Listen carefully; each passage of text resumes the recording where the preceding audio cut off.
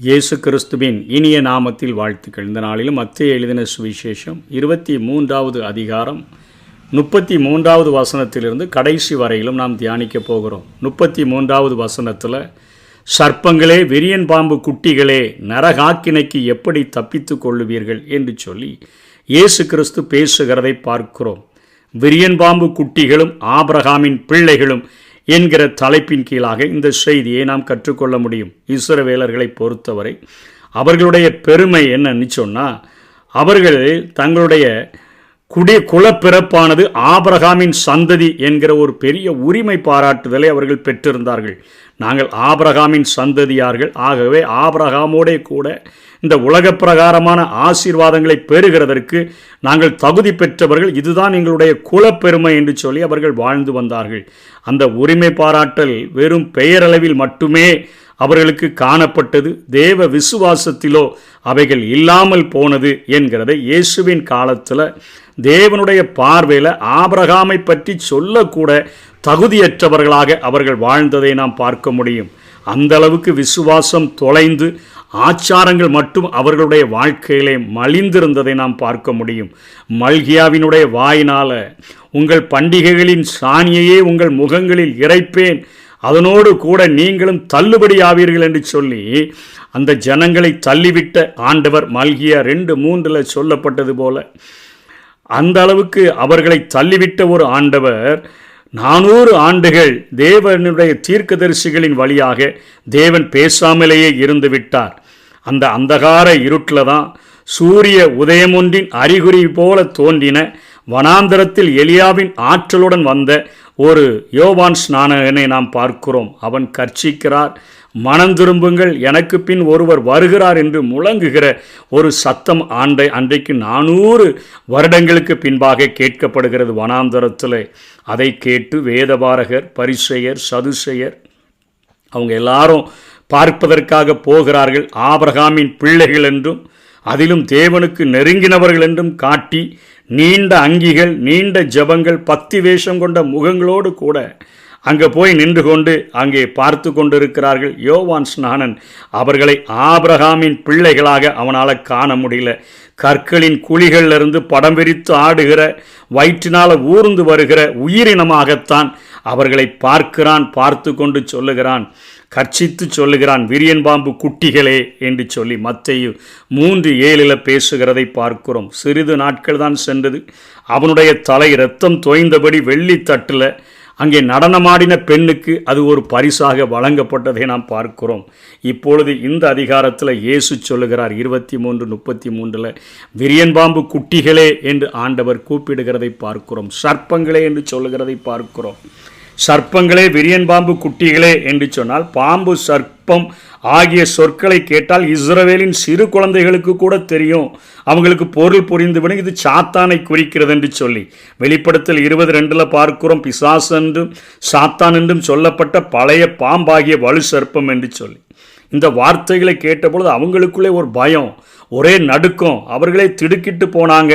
இப்போ கல்லறிகிற ஆற்றலை இழந்துட்டாங்க. ஆனால் கோபத்தை தனக்குள்ளாக அடைக்கு கொண்டு வாய்ப்பு கிடைக்கும்போது பார்த்துக்கலான்னு சொல்லி அப்படியே இருந்தவர்கள் அங்கே மத்தேயு 27:23 சொல்லப்படுகிறது, வாய்ப்பு கிடைத்த பொழுது அடங்காமல் கத்துகிறார்கள், அவனை சிலுவையில் அறையும், சிலுவையில் அறையும் என்று சொல்லி அவர்கள் கூவுகிறதை நாம் பார்க்கிறோம். விரியன் பாம்பு குட்டிகள், சர்ப்பங்கள் என்று சொல்லி தன்னை அழைத்து விட்டபடியினால எப்படியாயிலும் அவரை சிலுவையில் அறைந்து கொலை செய்து விட வேண்டும் என்று சொல்லி அவர்கள் அத்தனையாக போராடுகிறதை பார்க்கிறோம். ஆபிரகாமின் வாக்குத்தத்தமானது அவர்கள் தேவனுக்கு கட்டளைகளுக்கு கீழ்ப்படிந்திருந்தால் மாத்திரமே சரீரப்பிரகாரமாக அது இஸ்ரவேலுக்கு வந்தடையும். அவர்கள் தேவனுடைய கட்டளைகளுக்கு கீழ்ப்படியாதபடியினால அது இஸ்ரவேலை விட்டு விலகினது என்று சொல்லி பார்க்கிறோம். அதே போல ஆவிக்குரிய விசுவாச சந்ததியாகிய ஆபிரகாமின் பிள்ளைகள் என்று அழைக்கப்படுகிற நாமும் தேவனுடைய வார்த்தைகளுக்கு கீழ்ப்படிந்து நாம் வாழ்ந்தோம் என்று சொன்னால், ஆபிரகாமினுடைய அந்த விசுவாச மார்க்கத்தாராய் இருந்தோம் என்று சொன்னால், நமக்கு விசுவாச மார்க்கத்தாரின் ஆசீர்வாதங்கள் நம்மை தேடி வரும். இல்லை என்று சொன்னால் அவைகளும் நம்மை விட்டு விலகி போகக்கூடியதாக இருக்கும். அவரிடத்தில் பாரபட்சம் இல்லை. ஆகவே மனம் திரும்பி நாம் கர்த்தரண்டையில் சேர வேண்டும் என்று சொல்லி இந்த பகுதியானது நமக்கு எச்சரிக்கிறதை பார்க்கிறோம். இதனைத் தொடர்ந்து ஆண்டவர் 37ஆம் வசனத்தில் சொல்லுகிறார், எருசலேமே எருசலேமே, தீர்க்கதரிசிகளை கொலை செய்து உன்னிடத்தில் அனுப்பப்பட்டவளை கல்லறிகிறவளே, கோழி தன் குஞ்சுகளை தன் சிறகுகளின் கீழே கூட்டி சேர்த்து கொள்ளும் வண்ணமாக நான் எத்தனை தரமோ உன் பிள்ளைகளை கூட்டி சேர்த்து கொள்ள மனதாயிருந்தேன், உங்களுக்கோ மனதில்லாமற் போயிற்று என்று ஆண்டவர் பேசுகிறதை பார்க்கிறோம். கோழி சத்தம் போடும்போது குஞ்சுகள் அதனுடைய ரெக்கைகளுக்குள்ளே போயிடுச்சின்னு சொன்னால் எதிரி பறவைகளிடமிருந்து அவைகள் முற்றிலுமாக பாதுகாக்கப்படும். அந்த சத்தத்துக்கு செவி கொடுக்கிறதாக அவைகள் இருக்க வேண்டும்.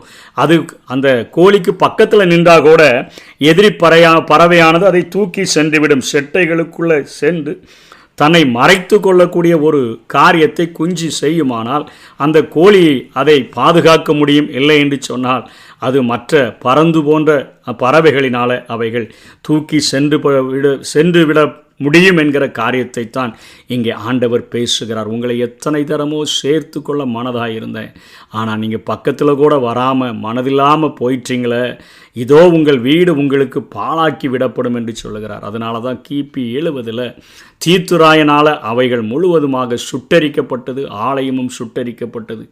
கர்த்தருடைய நாமத்தினாலே வருகிறவர் ஸ்தோத்தரிக்கப்பட்டவர் என்று நீங்கள் சொல்லும் அளவும் இது அவருடைய 2ஆம் வருகையிலே அவர்கள் மனமாறச் சொல்வார்கள், இது முதல் என்னை காணாதிருப்பீர்கள் என்று உங்களுக்கு மெய்யாகவே சொல்லுகிறேன் என்று சொல்லி தன்னுடைய 2ஆம் வருகையை முன்னறிவித்து ஆண்டவர் இந்த உபதேசத்தை முடிக்கிறதை பார்க்கிறோம். இந்த பகுதியில் ஆண்டவர் சொல்லிக் கொடுக்கிற காரியங்கள் இன்றைக்கு விசுவாச சந்ததிகளாக அழைக்கப்பட்டிருக்கிற ஆபிரகாமின் சந்ததியாக விசுவாச மார்க்கத்தாராக இருக்கிற நாம் நம்முடைய வாழ்க்கையில் வெளிவேஷமிட்டு நாம் நம்முடைய வாழ்க்கையை ஏமாற்றி கொள்ளாதபடி தேவனுடைய சத்தத்துக்கு கீழ்ப்படிந்து அவருடைய செட்டைகளின் மறைவிலே அவருடைய செட்டைகளின் மறைவில சர்வ வல்லவருடைய நிழலிலே நம்மை மறைத்து கொண்டு அவருடைய சத்தத்துக்கு கீழ்ப்படிந்து வாழுவோம், பாதுகாக்கப்படுவோம், பராமரிக்கப்படுவோம், வருகையில் எடுத்துக்கொள்ளப்படுவோம். அப்படிப்பட்ட கிருபைகளை தேவன் நமக்கு தந்தருள்வாராக.